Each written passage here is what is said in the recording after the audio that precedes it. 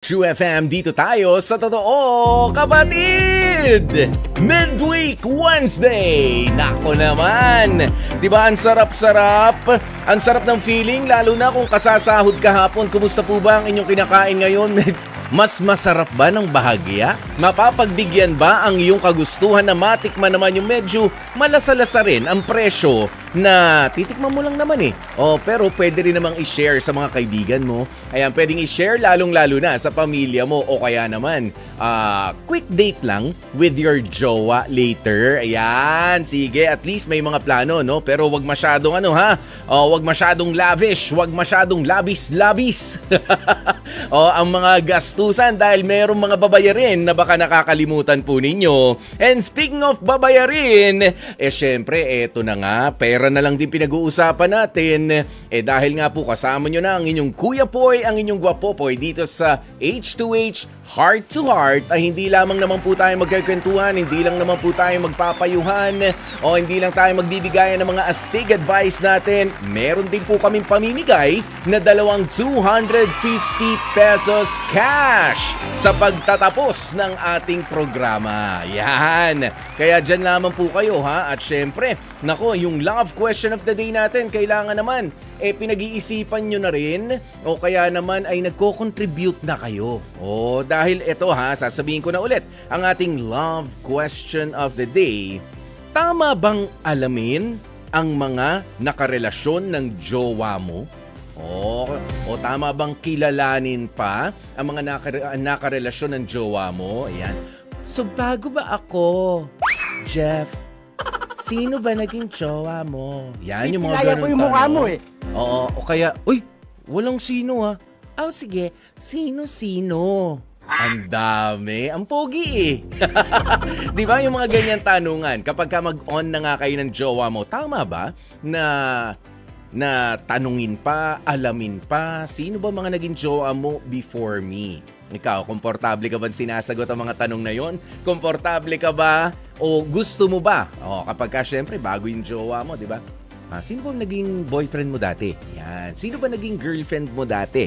Yan yung mga ganyan tanong. Sagutin niyo na po yan para sa ating love question of the day. Ayan. At syempre, nakuhaan tabayanan na nga po ulit namin ang inyong mga astig advice, ang inyong mga astig na mga comments. Sabay hintay rin ang ating pwedeng maging astig na lesson para sa atin namang H2H Astig Confessions. Okay, nasusunod na po yan mamaya-maya lamang ha.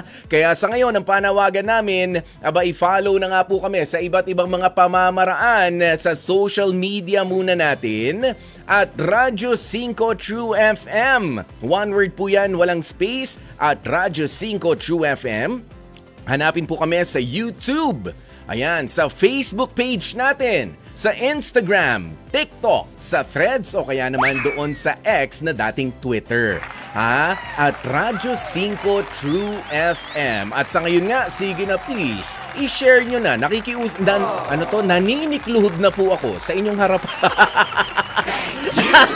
I-share nyo na po ang ating live streaming para masaya ang ating Midweek Wednesday. Halika na kapatid, umpisa na nga natin ang ating mga astig na usapan dito sa ating H2H Astig Confessions. Mga kapatid, kagaya ng dati, tuloy-tuloy nga po nating kakalkalin, bubungkalin ang mga storya ng totoong buhay na ating pag-uusapan at bibigang linaw mula sa ating mga matatapang, sa ating mga astig na mga callers din at mga kapatid, ano? Ayan, at dito, sa bahaging ito ng ating programang H2H o Heart to Heart, ay mas lalo nga po natin bibigyan ng pagkakataon ang ating mga listeners naman at mga manonood din sa Facebook at sa TikTok live broadcast natin na mag-share ng inyong astig advice. Lalo na, alam nyo naman ang mga nagdaratingan sa amin dito mga kwento. Yung mga tungkol sa away pamilya. Ayan, o kaya naman yung misunderstanding ng jowa. Walang tigil na mga kwento ng mga kabitan. Yung relasyon nila naka-jumper. May illegal connection. Ayan, sa bawat astig advice nga mga kapatid, o astig comments ninyo, ay meron din po kayong chance na manalo ng 250 pesos cash. Simple lamang naman po ang aming kahilingan sa inyong pagsagot sa ating comment section. Ilagay lamang ang #AstigAdvice. Yan. #AstigAdvice. Yan sa mga social media live broadcasts natin. At kung sakasakali kayo naman po ay aming makakausap, sabihin nyo lamang din po. Sa una, ang astig advice ko, Kuya Poy, sa ating kausap ngayon ay ito. Yan. Ito na nga po ang ating mga hotlines sa 8689-3289 o kaya naman ay ang 8689-3290. Ulitin ko lang ha, 8689-3289 o ang 8689-3290. Kaya without further ado. Halika na. Umpisa na natin ang ating H2H Astig Confessions. Mga kapatid, pagod na raw si Bettina sa kanyang jowang nonchalant. Nonchalant yung wala lang, masyadong cool, masyadong chill. Ayan, reklamo kasi nitong si Bettina, hindi man lang daw kasi madama mula kay Louie yung effort nito sa tuwing sumasapit daw ang kanilang monthsary. Ang depensa naman daw ng kanyang jowa na si Louie, sadyang OA lang daw talaga tong si Bettina. Gusto lagi may aksyon. Dagdag pa na 6 na buwan 6 na buwan ng jowa nitong si Bettina. Totally opposite daw talaga sila. At ayaw ni Louie ng kahit na anong mga drama, ng mga surprises kapag sumasapit ang kanilang monthsary. Nako, tanongin na nga po natin agad-agad itong si Bettina ng Quezon City, 28 years old. Bettina, magandang tanghali sa'yo. Sabi mo ay nonchalant ang iyong boyfriend. Siya ba ay ganyan na rin nung siya ay nanliligaw pa lang sa'yo? Hindi po masyado. Medyo nag-e-effort naman po dati. Ano ba yung mga effort na ine-expect mo sa boyfriend mo? Sana po kahit yung simpleng pagbibigay lang ng flowers or pag-plan ng date, pag may mga special occasion. Sa ngayon po kasi wala na yung mga ganong gestures niya. Hindi ko na siya nararamdaman. Wala ng effort. Totally. Kailan tumigil yung ganong katinding effort? Syempre, nung first monthsary ninyo, meron bang pasabog itong si Louie? Meron naman po. Meron. Parang gradually na lang din po siyang nawawala. Anong pasabog niya ba nung first monthsary ninyo? Nagpa-plan po siya ng mga dates, ng mga unang buwan. Then eventually, biglang nawala na din. Baka naman na busy lang, hindi kaya? Yan, busy. Na-busy. Busy to. Yung sumalubong sa akin. Ayan, meron talagang, ayan, nalalaglag yung linya. Ayan, pero, sige, hanap tayo muna ng mga nag-comment dito.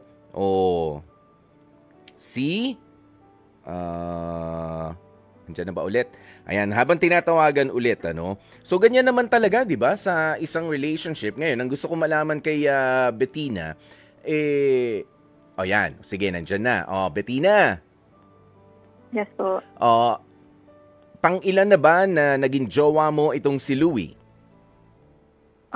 Pang-5 po. Pandima naman na siya. Tapos yung mga nauna sa kanya ay very, tawag mo rito, nandyan palagi, very attentive sila sa mga special dates ninyo, pinaghahandaan talaga nila? The one before him po.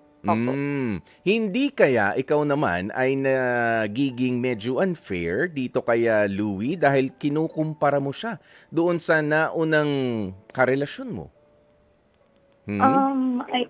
Actually, hindi din naman po kasi ako po, nag-e-effort din naman ako. So, hindi ko na din po iniisip yung mga dati pa. Hindi mo na iniisip consciously. Consciously, wala na, kunyari. Pero, you can't help but compare your, your present partner doon sa nakaraan. Kasi nga, alam mo, hindi naman talaga magkakaroon ng issue niyan. Sabi ko nga kanina, bago naputol yung linya, baka naman din busy itong si Louie. Ilang buwan na ba na parang wala lang sa kanya ang dumadaan naman sa rin ninyo? Siguro po mga 3 buwan na rin. 3 buwan na. Pero, doon naman sa 3 buwan na yun, nakakalabas naman ba kayo na kahit na iba yung date, hindi nyo monthsary? Nakapagsama naman kayo? Hindi din po masyado dahil na din po sa trabaho. Trabaho niya o trabaho mo? Both po. Okay. Bakit? Magkalayo ba kayo ng lugar? Yes po. Tsaka magkaiba din po kami kasi ng field of work. So, mahirap din pagtumain yung oras. Yun naman pala. Alam na alam mo ang mga dahilan na medyo mahirap pagtagpuin yung mga oras ninyo. Hindi ba pwedeng dahil nga dyan nag-uumpisa ang... may iba ka pa bang issue sa kanya bukod sa parang hindi siya may effort kapag dumarating yung special date ninyo in a month? Ayun po, nasasabi ko naman po sa kanya. Pero yun nga, ang sagot niya lang sa akin, hindi siya ganun na tao and tawag dun,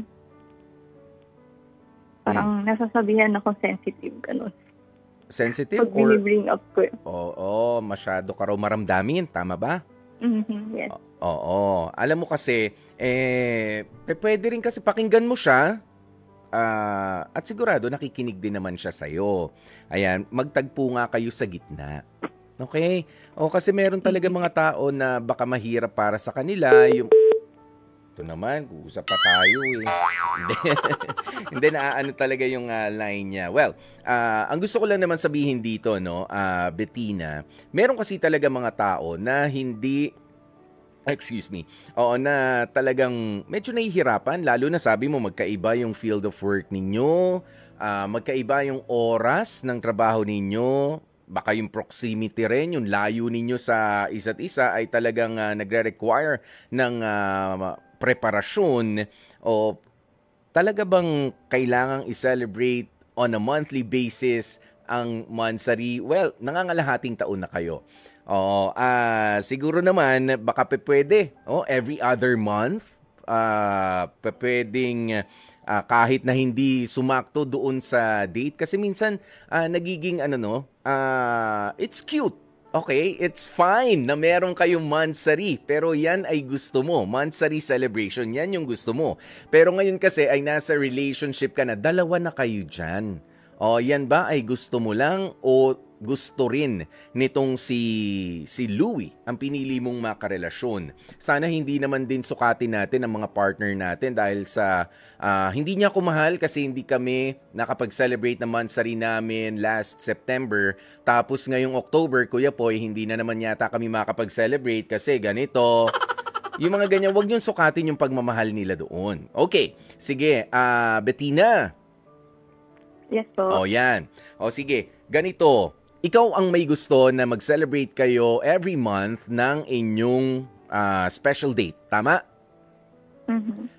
At sinabi naman din sa'yo nitong si Louie na hindi naman sa hindi niya sineselebrate. It's just that baka mahirap sa kanya ang preparation. Bakit daw mahirap? Dahil ba limited ang budget niya? Dahil ba limited ang time?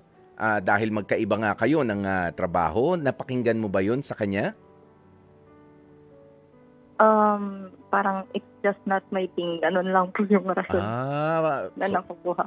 So kulang lang din yung explanation niya. Ayan, pero sa ibang aspeto naman, sa pagpaparamdam sa'yo na mahal ka niya at ikaw lang naman talaga, hindi naman pa siya nagkukulang doon. Ha? Sakto lang din po. Parang sakto? Hindi na din po kasi ma-effort. Kinukulang na ng effort. Okay, sige. Alam mo, feeling ko legit naman talaga. Yung sinasabi mo na hindi na siya sweet. Kaya bukod doon sa hindi na kayo nakapag-celebrate ng monthsary ninyo, kasi kung doon lang tayo, kung yun lang pinag-uusapan natin at wala naman talagang issue sa iba, ikaw ang may problema. Pero ang sinasabi mo rito, hindi lang pala yun. Hindi lang kapag ka-monthsary ninyo, pati yung ibang mga effort na hinahanap-hanap mo sa kanya. Tama? Opo. Ayan, i-ready mo na kung anong gustong sabihin mo dito kay Louie. Pero sa ngayon, pakinggan nga natin ang astig advice ng ating kapatid na mula sa Antipolo Rizal, 26 years old, si Lloyd. Lloyd, magandang tanghali sa'yo. Lloyd? Hello, Kuya Poy.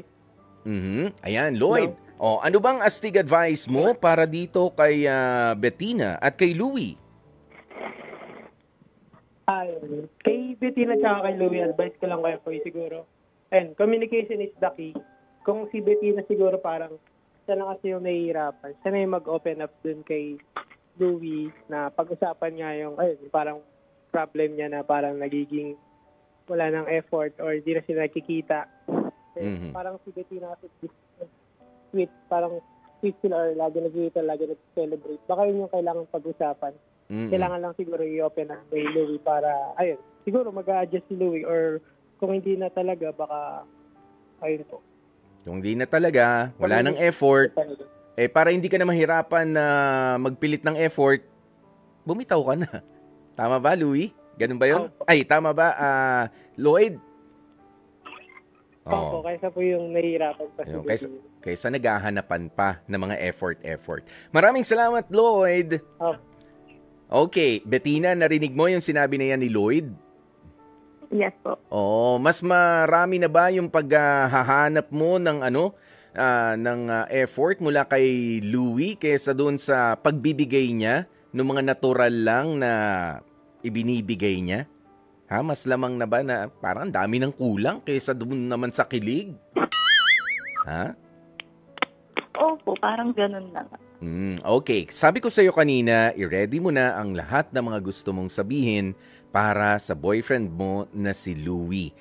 Dahil hindi lang ikaw ang nakakaramdam ng ganito sa ngayon. Kaya sige, Bettina, sabihin mo na ang gustong ibulalas ng puso mo sa boyfriend mong si Louie na medyo hindi nga medyo, sabi mo ay kinukulang na talaga sa effort sa inyong 6 na buwang relasyon. Go ahead, Bettina.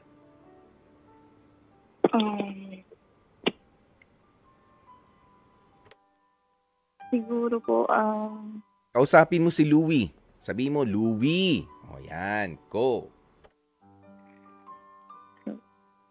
Louie, nasabi ko naman na sa'yo before yung mga gusto kong mangyari and parang wala ka rin namang action. So, I think, ayun nga, mas kailangan pa nating pag-usapan ng mas maigi.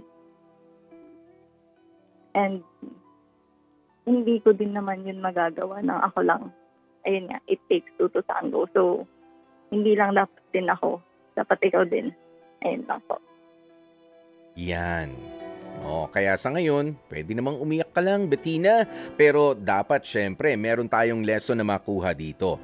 Sabihin mo kung ano ang sinasabi talaga ng puso mo para kay Louie at para naman sa mga katulad ni Louie, makikinig din kayo. Habang sinasabi ng partner ninyo, ang medyo pagkukulang din natin, huwag kayong magbibingi-bingihan, huwag kayong magtitengang kawali dahil baka nasa huli ang pagsisisi.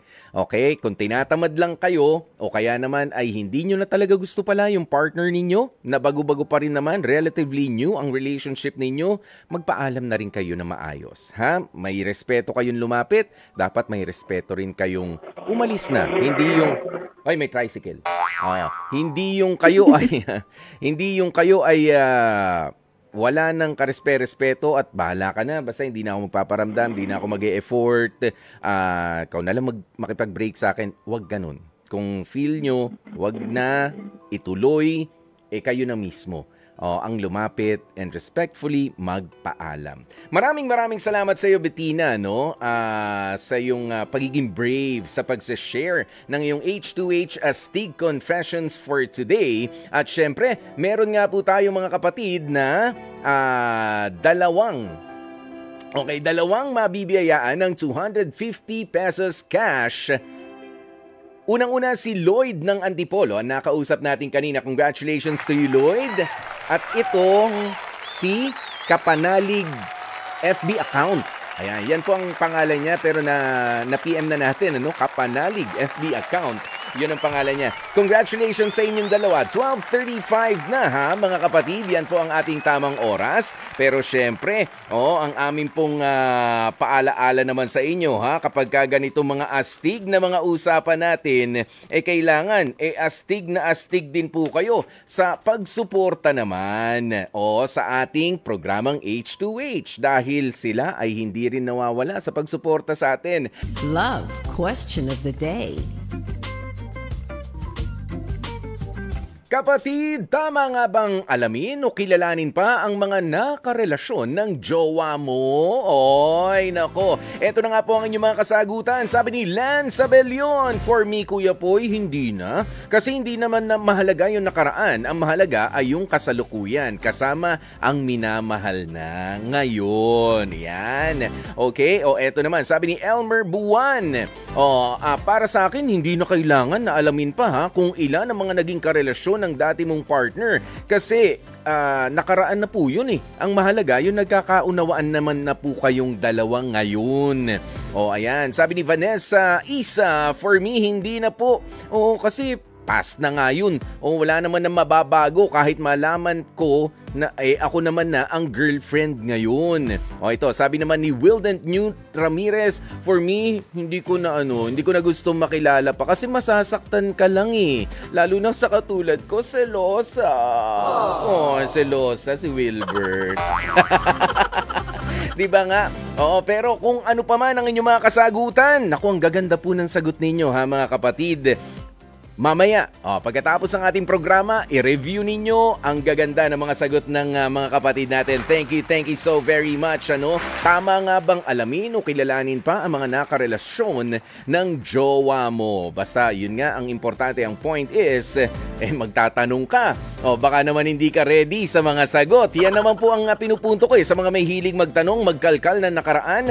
Baka naman kapag sinagot ka na, nagkarelasyon kami ni ganito, ni ganyan. Tapos biglang sira ang relasyon. Lahat na lang binigyan ng kulay. Maraming salamat po sa inyong pagtutok sa ating programang H2H Heart to Heart. Mamaya magkarinigan po ulit tayo sa The Dr. Love Radio Show alas 9:30 ng gabi pagkatapos ng shoutout. Ako po si Kuya Poy, ang inyong gwapopoy para sa Radyo 5 True FM. Dito tayo sa totoo.